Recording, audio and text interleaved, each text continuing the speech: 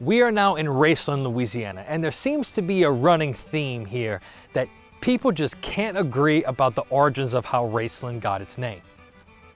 One story claims that there used to be a racetrack for horse races along the banks of Bayou Lafourche in the area.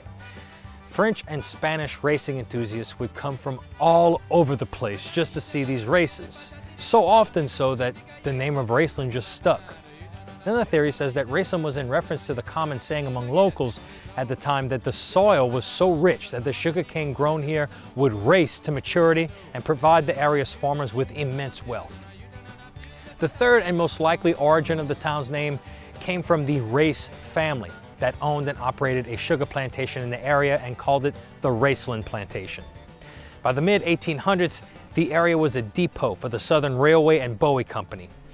A town named Bowie was established near Raceland away from the bayou and became more prosperous. The Bowie Lumber Company developed the Cypress King Mill that cut down much of the cypress forests near Lake Buff and Kramer, but the town was thriving with several amenities not offered by most towns in the area. A plank road existed near the present-day Raceland School on Highway 308, or most commonly referred to as the Pink School. This plank road would lead to Bowie from the bayou and is now the paved Bowie Road, which we are right now. That Pink School is still along the bayou side and was once Raceland High School, built in 1912. Today it's Raceland Upper Elementary, since the schools were consolidated with Lockport High School in 1966 to form Central Lafourche High School. In the era before desegregation in 1969, black students were educated at Raceland Colored School. Raceland and Bowie were considered to be the twin towns of Lafourche, with Bowie operating the lumber mill and Raceland getting a colossal sugar mill.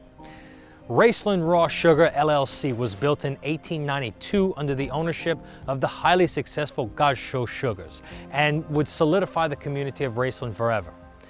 Today, Raceland Raw Sugar Corporation receives cane from 7 neighboring parishes and has a grinding capacity of 15,000 tons per day.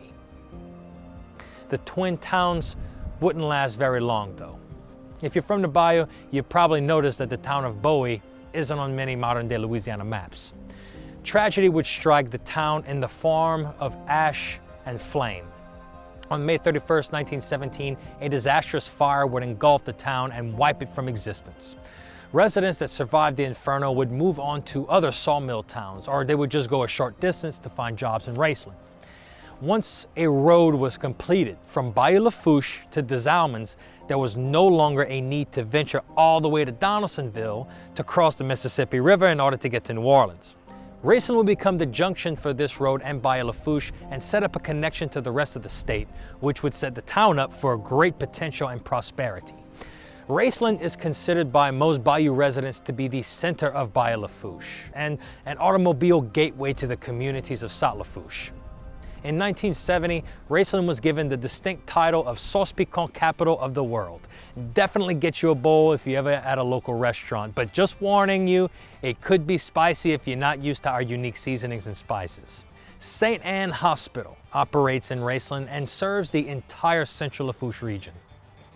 And behind the hospital is a community church called St. Hilary of Poitiers, and there is an annual mass that celebrates the traditional Cajun culture of the area.